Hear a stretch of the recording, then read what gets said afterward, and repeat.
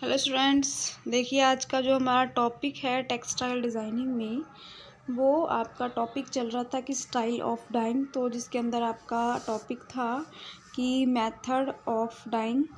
तो उसमें मैं आपको दो तरह की डाइंग के बारे में बता चुकी हूँ कि एक तो होता है आपका कि रेशो पर रंगाई की जाती है, यानी कि आप रेशो के ऊपर भी डाई मेथड यूज़ कर सकते हो। और दूसरा था आपका यार्न डाइंग, यानी कि आप धागों या थ्रेड के ऊपर भी रंगों का यूज़ कर सकते हो, या उनको रंग थ्रेड की अवस्था में भी आपको उसको फैब्रिक को यार्न को आप डाई कर सकते हो। तो अब आता है आपका क्रॉस डाइंग।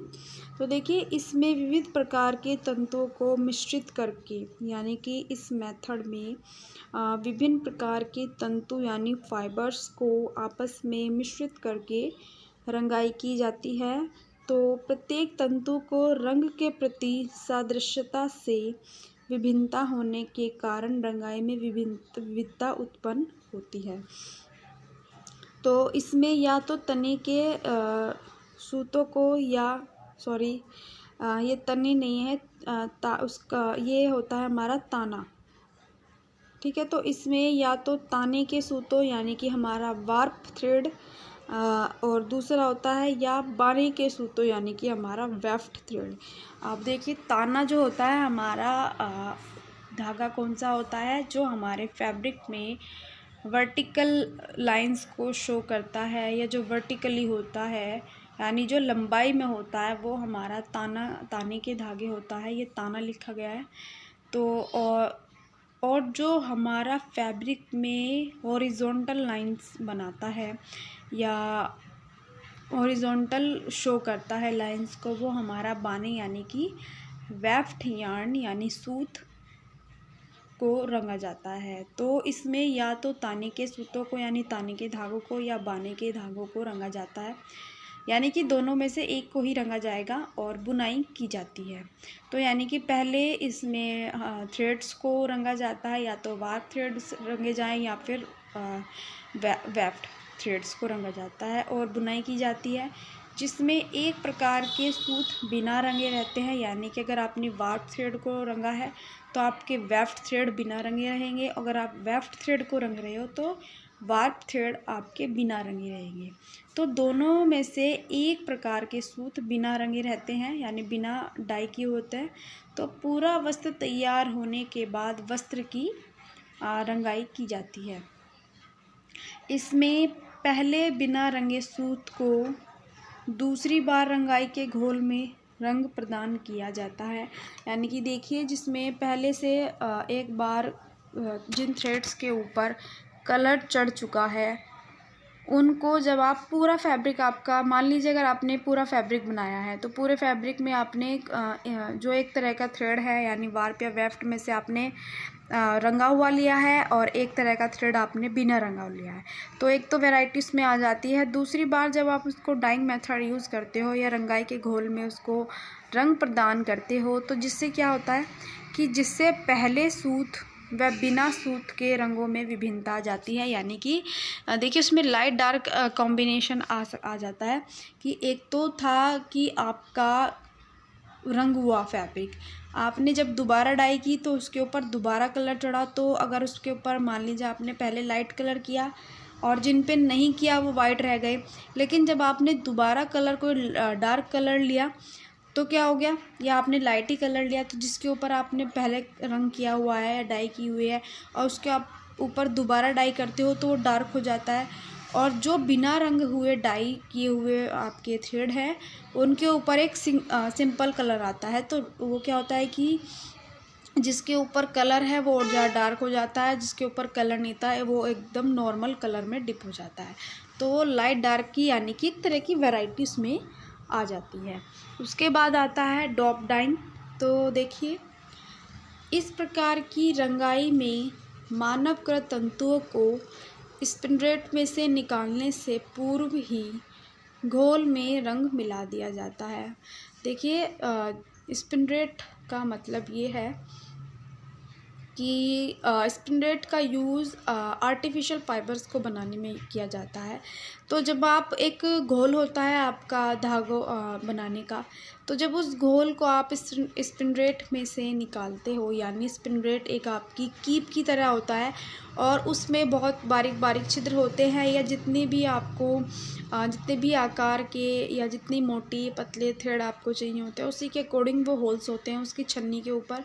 तो जब आप उस घोल को डालते हो और अंदर उसमें क्या होता है कि आपका एक एयर पंप लगा होता है, हॉट या कोल्ड एयर पंप होता है, वो मेथड के अकॉर्डिंग होता है।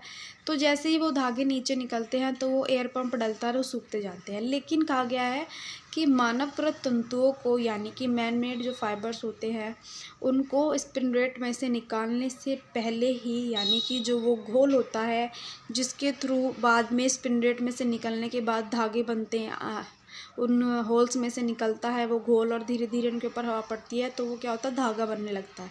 यानी कि वो धागा, वो घोल सूख जाता है और वो बहुत सीधी अवस्था में हो जाता है, यानी वो हमारे थ्रेड बनने लगते हैं। लेकिन उनको क्या होता है कि जो वो घोल तैयार होता है उस घोल में ही पहले ही रंग मिला दिया जाता है, और जब इस प्रकार की विधि में काफ़ी समय और धन भी लगता है, धन बच जाता है।